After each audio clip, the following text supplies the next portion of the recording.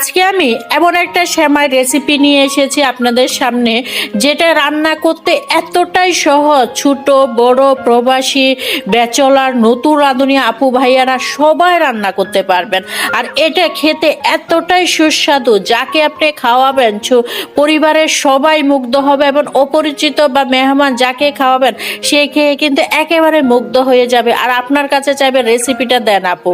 এরকম একটা রেসিপি নিয়ে আপনাদের সামনে হাজির হয়েছে। এখানে আমি প্রথমে ফ্রাই প্যানের মধ্যে ঘি দিয়ে দিচ্ছি, তারপর তেজপাতা এলাচ দিয়ে ভালো করে লালচে করে ভেজে নিয়েছি। তারপর এখানে আমি পাউডার দুধ দিয়ে নিলাম একটু পরিমাণে বেশি করে।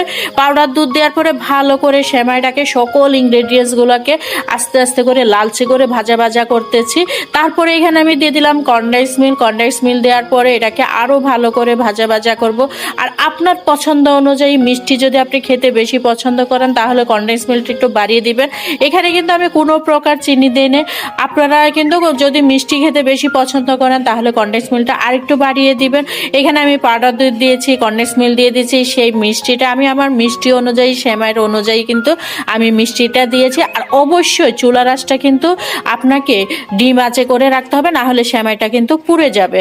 তারপরে গরম গরম থাকা অবস্থায় কিন্তু আমি একটা আমার হাতের কাছের কুকি কাটার দিয়ে একটা শেপ করে নিচ্ছি। আপনি আপনার পছন্দ মতন যে কোনো শেপ করে নিতে পারেন। অবশ্যই গরম থাকা অবস্থায় শেপটা আপনাকে দিতে হবে।